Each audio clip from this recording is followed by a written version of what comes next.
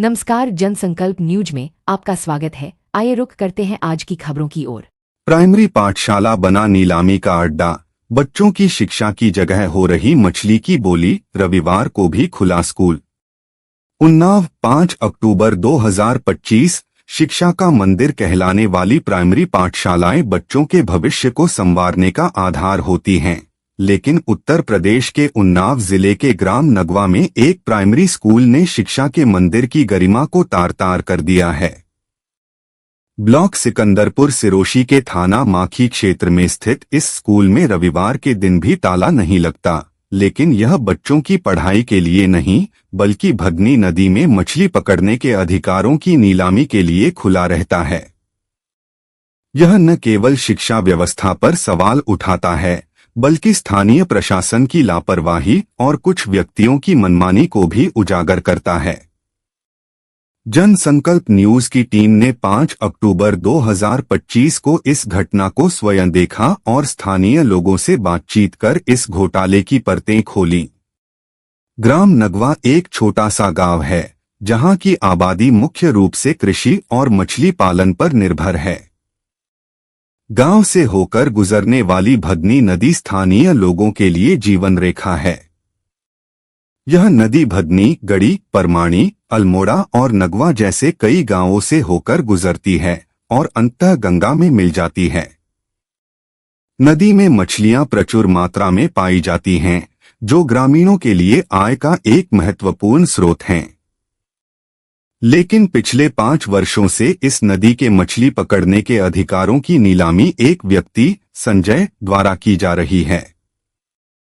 यह नीलामी primary school के परिसर में आयोजित होती है, जो नगर निगम के दायरे में आता है। स्थानीय लोगों का कहना है कि संजय पिछले 5 साल से हर साल इस नीलामी का आयोजन करता है।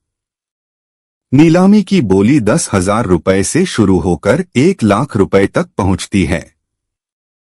इस दौरान जमा होने वाली पूरी राशि संजय अपने पास रखता है। वह ग्रामीणों को आश्वासन देता है कि इस धन का उपयोग गांव में एक मंदिर के निर्माण के लिए किया जाएगा। हालांकि 5 साल बीत जाने के बाद भी न तो कोई मंदिर बना और न ही इस धन का उपयोग गांव के किसी अन्य कल्याणकारी कार्य में हुआ। ग्रामीणों का कहना है कि इस पैसे का हिसाब किताब कभी सार्वजनिक नहीं किया गया, जिससे संजय की नीयत पर सवाल उठ रहे हैं।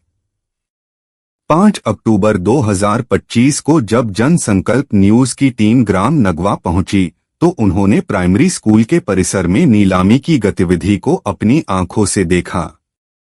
इस दौरान संजय के साथ कई अन्य लोग भी मौजूद थे, जिनमें संदीप पुत्र चेतराम, राम खिलावन पुत्र रामलाल, कमल पुत्र शिवदयाल, राम प्रसाद पुत्र गजा और कुंवारे पुत्र प्रसादी शामिल थे। ये लोग भदनी नदी के मछली पकड़ने के अधिकारों की बोली लगा रहे थे।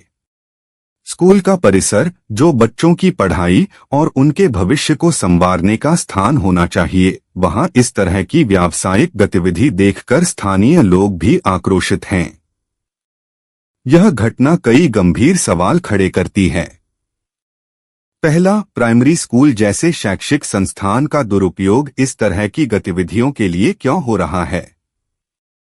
दूसरा, नगर निगम और स्थानीय प्रशासन इस अवैध नीलामी पर चुप्पी क्यों साधे हुए हैं?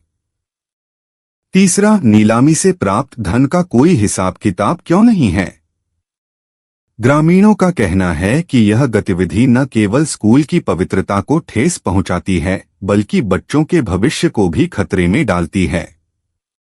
स्कूल में पढ़ाई के बजाय इस तरह की गतिविधियां होने से बच्चों का शैक्षिक माहौल प्रभावित हो रहा है। स्थानीय लोगों ने इस मामले में प्रशासन से तत्काल हस्तक्षेप की मांग की है। उनका कहना है कि इस तरह की गतिविधियों पर रोक लगनी चाहिए और दोषियों के खिलाफ सख्त कार्रवाई होनी चाहिए। साथ ही यह सुनिश्चित किया जाना चाहिए कि भविष्य में स्कूल परिसर का उपयोग केवल शिक्षा के लिए हो। कुछ ग्रामीणों ने यह भी सुझाव दिया कि नदी के मछली पकड़ने के अधिकारों की नीलामी यदि होनी ही है, तो उसे पारदर्शी तरीके से और प्रशासन की देखरेख में किया जाए, ताकि उसका लाभ पूरे गांव को मिले। यह घटना शिक्षा व्यवस्था और स्थानीय प्रशासन की कार्यप्रणाली पर गंभीर सवाल उठाती है। प्राइमरी स्कूल, जो बच्चों के लिए ज्ञान का मंदिर होना चाहिए, वहां इस तरह की गतिविधियां न केवल शर्मनाक हैं, बल्कि समाज के लिए एक चेतावनी भी हैं। प्रशासन को इस मामले की गहन जांच करनी चाहिए और यह सुनिश्चित करना चाहिए कि शिक्षा के मंदिर की गरिमा बरकरार रहे। ये थी आज की खास खबर। इसी के साथ मुझे दीजिए इजाजत। आप देखते रहिए जन संकल्प न्यूज। धन्यवाद।